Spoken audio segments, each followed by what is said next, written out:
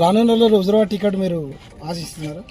నేను హుజరాబాద్కి పీసీసీ మెంబర్గా హుజరాబాద్కి వెళ్ళే నేను పీసీసీ మెంబర్గా ఉన్నాను. పార్టీ ఏ నిర్ణయం తీసుకున్నా కాంగ్రెస్ పార్టీ కార్యకర్తని కాంగ్రెస్ పార్టీ అభ్యర్థిని ఇక్కడ గెలిపించడానికి కృషి చేస్తా అని చెప్పి గతంలో కూడా చెప్పిన. రేపొద్దున ఇక్కడ పార్టీ ఎవరికి టికెట్ కేటాయిస్తే తప్పనిసరిగా టికెట్ కేటాయించిన వాళ్ళని గెలిపించనీకి లేదా టికెట్ కేటాయిస్తే గెలవనికి నా శాయశక్తిలో పూర్తి బాధ్యత తీసుకొని తప్పనిసరిగా ఆ రకంగా కృషి చేస్తా. బల్మూరు వెంకట్ అనే వ్యక్తి కాంగ్రెస్ పార్టీకి విధేయుడు, కాంగ్రెస్ పార్టీ తీసుకున్న నిర్ణయానికి కట్టుబడి ఉంటాడు.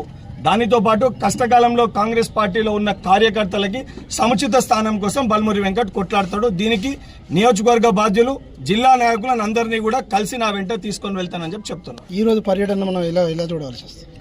ఈరోజు ముఖ్యంగా నేను పీసీసీ ఉపాధ్యక్షుడిని అయినాక దాదాపు ఈ నియోజకవర్గానికి 2.5 సంవత్సరాలు నేను ఎన్నికల తర్వాత ఇక్కడ చాలా మంది కార్యకర్తలు నా కుటుంబ సభ్యుల కంటే దగ్గరగా ఉన్న వ్యక్తులు ఉన్నారు.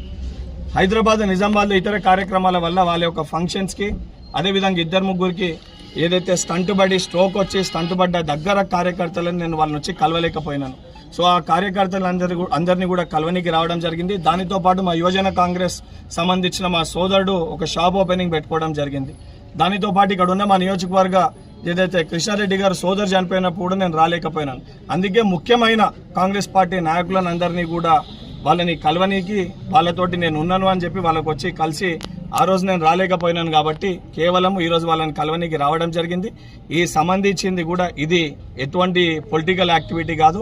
ఇది కేవలము నా కాంగ్రెస్ పార్టీ కార్యకర్తలు కష్టకాలంలో పార్టీని పట్టుకొని ఉన్న కార్యకర్తలకి మేమున్నాము అని చెప్పి పార్టీ పక్షాన పీసీసీ ఉపాధ్యక్షునిగా గతంలో ఇక్కడ పోటీ చేసిన వ్యక్తిగా నా పైన బాధ్యత ఉంది కాబట్టి నా బాధ్యతను నెరవేర్చడానికి రావడం జరిగింది.